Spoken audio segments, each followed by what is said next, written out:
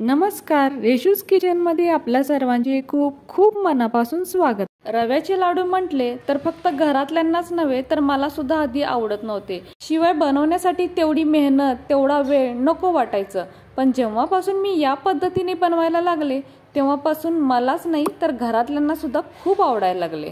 कारण बिना पाकाचे हे रवा लाडू तोंडात टाकताच विरघळतात. तर आज आपण याची सर्वात सोपी पद्धत पाहूया. तर त्यासाठी इथे एक मिक्सरचं भांडं घ्यायचं व यामध्ये आता 2.25 वाटी साखर घालायची. आपण इथे 3 वाटी सुद्धा साखर वापरू शकतो, पण ते खूपच गोड होतं, त्यामुळे साखर घेताना 2.5 ते 3 वाटीच्या दरम्यानच साखर घ्यायची.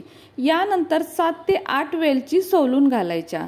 आता ह्यावरती झाकण ठेवून हे मिक्सरला चांगलं बारीक वाटून घेऊयात. तर इथे मी मिक्सरला बारीक वाटून घेतलेला आहे आणि बघू शकताय पिठी साखर तयार झाली. शिवाय यासोबत वेलची घातल्यामुळे ती सुद्धा चांगली बारीक पावडर होते. वेलची घालणं इथे पूर्णपणे ऑप्शनल आहे, पण वेलचीचा स्वाद खूप छान लागतो. त्यानंतर इथे रवा घ्यायचा. रवा आपल्याला बारीकच वापरायचा आहे. जर शिरा उपमा करण्यासाठी आपण जो रवा वापरतो तो जर असेल तर तो मिक्सरला बारीक करून घ्यायचा.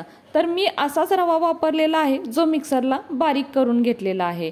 तर हा रवा इथे मी अर्धा किलो म्हणजे वाटीच्या प्रमाणात सांगायचं झालं तर 4 वाटी रवा वापरलेला आहे. आता यानंतर गॅसवर एक कढई ठेवायची व या कढईमध्ये हा रवा भाजून घ्यायचा. तर आपल्याला इथे गॅसची फ्लेम अगदी बारीकच ठेवायची आहे आणि अगदी लो फ्लेम वरती म्हणजे मंद आचेवर हा रवा चांगला भाजून घ्यायचा. तर रवा इथे शक्यतो बारीकच वापरायचा.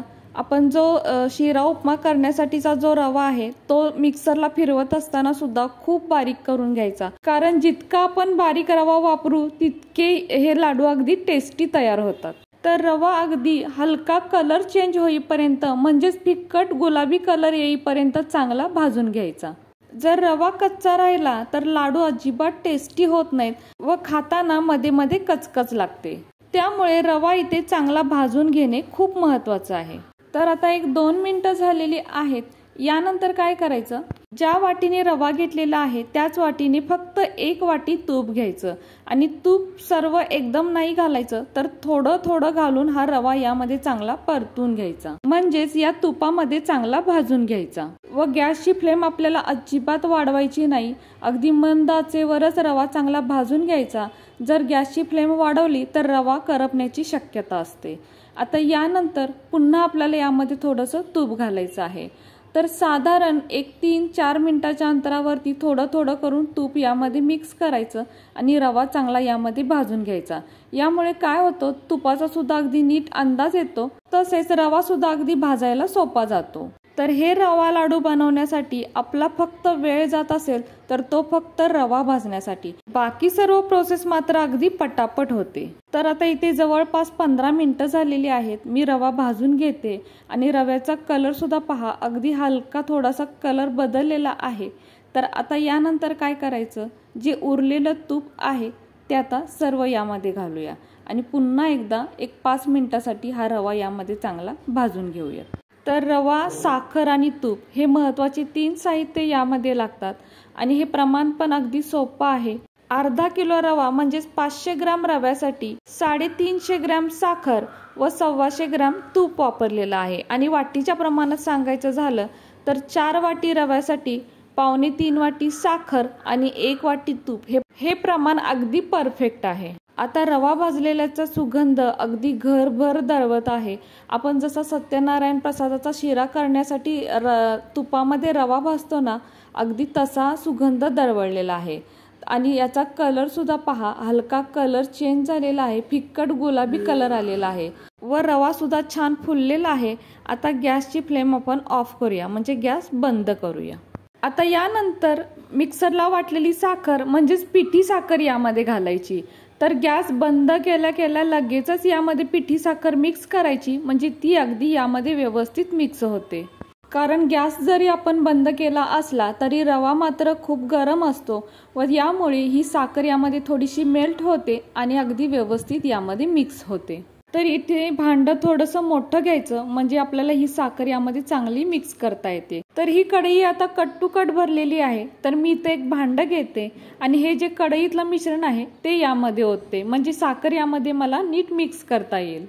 तर इथे अगदी एकजीव करत बसण्याची काही गरज नाही. असं थोडंसं मिक्स करायचं आणि यावरती जरी झाकून ठेवलं तरीही चालेल. तर आता हे जे मिश्रण आहे ते थोडंसं चमच्याने असं प्रेस करून ठेवायचं. म्हणजे काय होतं, हे मिश्रण आता अजून थोडंसं गरमच आहे. तर गरम असल्यामुळं काय होतं, हे असं दाबून ठेवल्यामुळं गरमीने साखर आणि रवा चांगले नरम होतात. त्यामुळे ते एकत्र चांगले मिक्स व्हायला अगदी सोपं जातं.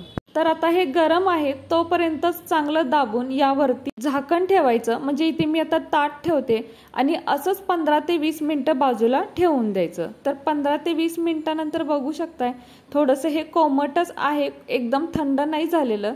आता एका चमच्याने किंवा झाऱ्याने हे पुन्हा एकदा व्यवस्थित मिक्स करून घ्यायचं. तर पहिल्यापेक्षा हे छान अजून नरम दिसतं आहे आणि तितकंच ते व्यवस्थित सुद्धा झालेलं आहे. तर हे पहा, आता अजून हे आपल्याला थोडंसं भुसभुशीत वाटेल, याचे लाडू वळता येतील की नाही असं वाटेल, पण असं काही नाही. आपण हे मिक्सरला फिरवून घेणार आहोत, यानंतर याचं टेक्स्चर आपण बघू शकताय. तर आता इथे मी मिक्सरचं भांडं घेते. मिक्सरचं भांडं छोटं मोठं आपण कोणतंही वापरू शकतो व यामध्ये अगदी थोडं थोडं मिश्रण घालून यावरती झाकण ठेवून हे आता मिक्सरला चांगलं फिरवून घ्यायचं.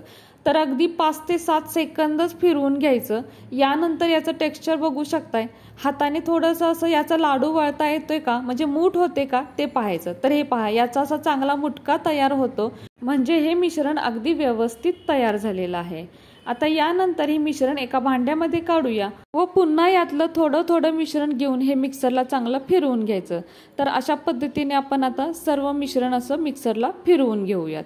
तर इथे बघू शकताय सर्व मिश्रण जे आहे रवा आणि साखरेचं ते सर्व मिक्सरला फिरवून घेतलेलं आहे. आणि बघू शकताय रवा आणि साखर तर एकजीव होतेच, शिवाय त्याच्या उष्णतेने साखर अजून चांगली मेल्ट होते व हे मिश्रण अगदी खव्यासारखे बनते.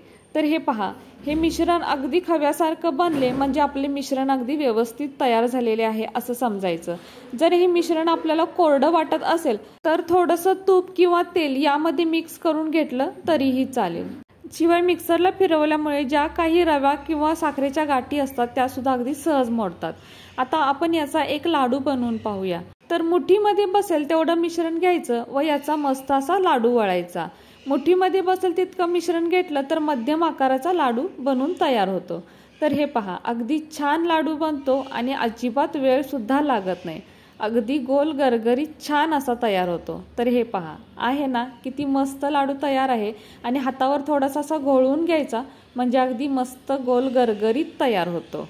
तर हे पहा, अगदी छान लाडू तयार झालेला आहे. हवं तर यावरती गार्निशिंगसाठी एखादा ड्रायफ्रूट सुद्धा चिटकवू शकतो किंवा पिठामध्ये मिक्स केलं तरीही चालेल. तर आता हा लाडू आपण बाजूला ठेवूया. आता इथे आपण अजून एक लाडू बनवून घेऊया. तर भांड्यातलं जे मिश्रण आहे ना ते थोडंसं दाबूनच ठेवायचं खाली, म्हणजे उष्णता असल्यामुळे हे लाडू अगदी पटापट तयार होतात. तर हे पहा, अजून एक लाडू इथे बनवून तयार होतोय आणि छान पटापट हे लाडू तयार होतात, अजिबात वेळ लागत नाही. व हातावर थोडासा असा घोळवला म्हणजे अगदी गोल गरगरीत आकार येतो. तर हे पहा, आहे ना, हा सुद्धा लाडू किती छान तयार झालेला आहे. आता अशाच पद्धतीने आपण सर्व मिश्रणाचे लाडू बनवून घेऊयात. तर बाकी सर्व मिश्रणाचे लाडू बनवून तयार झालेले आहेत. आता इथे शेवटचं थोडंसं मिश्रण राहिलेलं आहे, याचा सुद्धा मी लाडू बनवून दाखवते म्हणजे तुमच्या लक्षात येईल की सर्व मिश्रणाचे अगदी किती मस्त लाडू तयार होतात. अजिबात असं नाही की थंड झाल्यावरती हे होणार नाही, असं काहीही नाही. हे बिना पाकाचे लाडू आहेत त्यामुळे अगदी सहज हे वळले जातात. तर हे पहा, शेवटचा लाडू सुद्धा अगदी इथे सहज वळला गेलेला आहे. आता सर्व लाडू आपले इथे तयार झालेले आहे आणि पाहू शकताय अगदी एकसारख्या आकाराचे गोल गरगरीत आणि दाणेदार असे लाडू तयार आहेत. तर खूप छान हे लाडू तयार होतात, टेस्टी आहेत. फक्त 3 साहित्यात तयार होतात. मी इथे अगदी साध्या पद्धतीने लाडू बनवलेले आहेत तरी सुद्धा ते इतके टेस्टी आहेत ना. तुम्ही जर अशा पद्धतीने बनवाल तर तुम्हाला हे नक्कीच आवडतील. तर तुम्ही एकदा हे नक्की ट्राय करा. आणि दिसायला जितके हे सुंदर आहे तितकेच ते खायला सुद्धा खूप छान लागतात. घरातील सर्वजण अगदी आवडीने खातील इतके छान हे लाडू तयार होतात. आता इथे मी तुम्हाला एक लाडू फोडून दाखवते म्हणजे आतून सुद्धा हा किती छान आहे हे तुमच्या लक्षात येईल. तर हे पहा, अगदी खुसखुशीत आणि रवाळ असे हे लाडू आहेत, खूप छान तयार होतात. तर हे पहा, अगदी मस्त लाडू तयार झालेला आहे. तुम्ही एकदा नक्की करून पहा, म्हणजे तुमच्याही लक्षात येईल. शिवाय बनवायलाही सोपे आहेत, अगदी झटपट बनतात. पाकाचं वगैरे टेन्शन नाही. बिना पाकाचे लाडू असले तरी सुद्धा अगदी टेस्टी तयार होतात व याचा खूप जास्त पसाराही होत नाही आणि पटकन लाडू वळलेही जातात. तर तुम्ही एकदा नक्की करून पहा आणि मला कमेंट करायला अजिबात विसरू नका. कशी वाटली तुम्हाला ही आजची रेसिपी जर तुम्हाला आवडली असेल तर आपल्या माणसांसोबत नक्कीच शेअर करा. आणि हो, व्हिडिओ जर तुम्हाला आवडला असेल तर प्लीज आपल्या या व्हिडिओला एक लाईक नक्कीच करा. नवीन असाल तर चॅनलला सबस्क्राईब करा, सोबत बेल आयकॉन प्रेस करा, म्हणजेच मी बनवलेले असेच नवनवीन रेसिपी सर्वात आधी तुम्हाला मिळतील. आता पुन्हा भेटू अशाच एका नवीन रेसिपी सोबत.